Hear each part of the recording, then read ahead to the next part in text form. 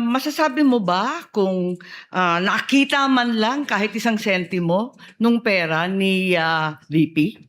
Wala, ma'am. Pwede mo bang sabihin o alam kung kinuha, inangkin, inagaw ni VP kahit isang sentimo nitong confidential funds na to? Hindi ko nakita, ma'am. Ay, ganun pala eh. Between you and as the SDO, no?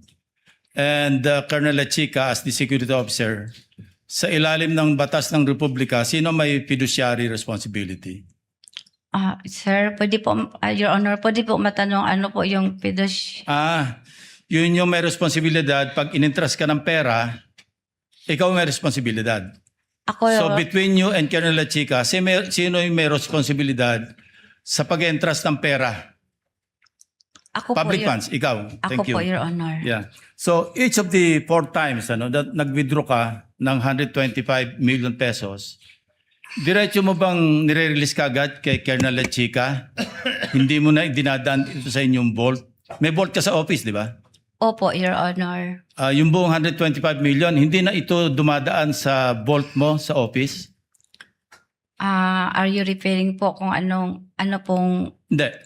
Kapag kasi yung vault, kaya kakailangan may vault bilang SDO, paglalagyan mo yun ng cash para safe, para secure. Opo. Paglalagyan mo rin yun ng mga classified documents para safe, para secure. Opo. So, pag gagaling mo sa bangko, dinadaan mo muna sa vault o diretso binibigay mo na kay Colonel Chica? Pag na-encash na po ang cheque, Your Honor, habang papauwi po ako, tinawagan ko po si Colonel La Chica na... Hindi, pakisagot lang, na po. dumadaan ba sa vault ng office mo o diretso kay Colonel? Yung first po na withdrawal, Your Honor, for 2022 po, hindi na po naipasok sa vault, Your Honor. Yung pangalawa, pangatlo, pang-apat? Half-half po, Your Honor. Paano yung half-half? Yung 2023... Kalahati ng 125 kay Colonel, kalahati. Hindi po, Your Sa vault. Honor. Ganito po, Your Honor. Sige.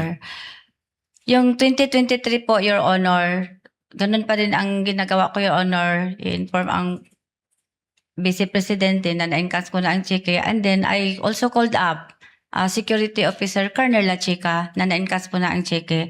Then, agad po, magsagot po sa akin si Colonel La Chica na, yes, Ma'am Gina, pupunta ako. Pero beforehand pa po, Your Honor, nagbigay po ng advance ng copy si Colonel La Chica sa mga expenses na to be incurred na Hindi, ang ginatagal tanong ko, ko- Your Honor, yung object of expenditures, Huwag mo na Your haluan ng Honor. iba, Miss Gina. No? Ang tanong ko lang, yung mismong cash, each of the 4 times na nag-withdraw ka, diretso yung 125 billion kay Colonel La Chica o meron ka pinasok sa vault? Yung, Lahat. yung, Each of the 4 times. hindi, lahat, yung last quarter po of 2022, Your Honor, lahat po ng 125 million, nirelease ko po kay Colonel La Chica. Pero yung first quarter po ng 2023, Your Honor, ang hiningi lang po, ang nirelease ko lang po kay Colonel La Chica based sa kanyang object of expenditures is mga around 80 million lang po, Your Honor. Di ko kabisado po, Your Honor, kung ang exact amount, Your Honor. Basta mga 80 million plus or more, Your Honor. Yung sumunod na quarter. Then, after that, Your Honor, magsubmit siya sa akin ng fund utilization report, Your After Honor. withdrawal. After withdrawal, Yeah. yung second quarter, Your Honor, ng 2023, 3 times ko na po na-release kay Colonel La Chica. And same also with the third quarter of 2023, 3 times ko po na-release. 3 tranches. Three Tranches. times. 3 tranches. Tranches. So, okay, lipat na tayo ng topic. Kasi sa pagkaalam ko, and assume, alam mo rin ito, no? Kapag purchase ng supplies, maski pag gamitin sa confidential activities, kailangan may official receipts, may sales invoices. Di ba? Napirmado ng totoong tao, hindi alias. Pag supplies, hindi yung purchase of information. Nag-purchase ka ng table, sabi nga ni Senator Erwin, nag-purchase ka ng silya, nag-purchase ng medicines, ito hindi po pwede yung classified, maski classified ang paggagamitan, kailangan pa rin merong sales invoice, merong receipts. Official receipt. Na pirmado ng totoong tao. Do you agree? Sa nabasa ko po sa GC, Your Honor, hindi naman po nakalagay doon I'm telling you, that is supposed to be the practice. kung regular po na transaction, Your Honor. No, supplies. Regular po ang pag-transact, Your Honor. No, Hindi no. po in relation sa confidential funds. Maski gamitin pa sa confidential activities, pag supplies, kailan may sales invoice, kailan mayroong official receipt na pirmado ng totoong tao. Do you agree?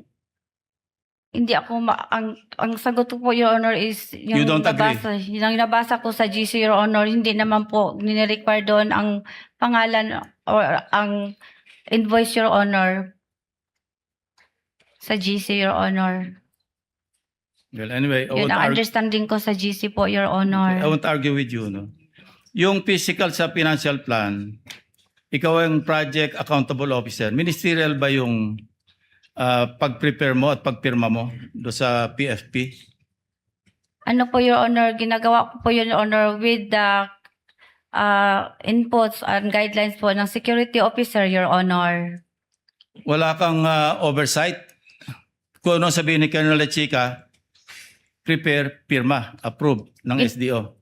Gidiscuss po namin, Your Honor, based po sa program po ng Office of the Vice President, Your Honor. Maubos yung oras ko. Ulitin ang tanong ko, ano? Kasi kung ministerial, sabi ko nga kanina, opening na tanong ko, ikaw ang merong fiduciary responsibility. Kung ministerial ka lang, hindi mo ginagawa yung trabaho mo. Delikado ka. Pero kung hindi, sabi mo kasi narinig ko yung sagot mo kay Atty. Ligutan, pag satisfied po ako, pipirma ako. So hindi ministerial, hindi ba? Gidiscuss po namin, Your Honor, yung PAP, Your Honor. Hindi Tapos po na ako oras ko. Sige, nagpirma. maraming salamat. Wala akong makita masagot sa'yo. Senator Judge Soto is recognized for his interjections. You may proceed, sir. You have 2 minutes. Thank you, Mr. Presiding Officer, Mr. President. Thank you. Madam Witness, being the Special Disbursing Officer, you are the only official allowed to disburse the funds. Tama po ba?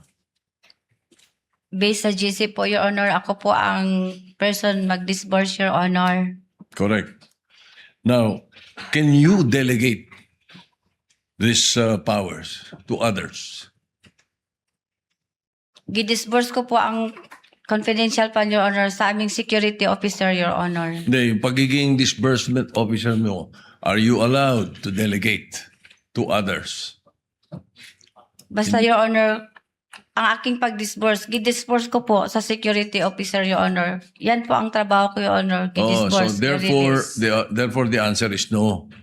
You cannot delegate your powers to others, no? Iba yun, nire-release mo eh. Yun sabi mo eh, di ba? All right, now, my question is this. Hindi ka pwedeng mag-delegate sa mga regional officers. Wala kayong regional officers, ano, sa OBP? Wala kaming regional po, Your Honor. Yun.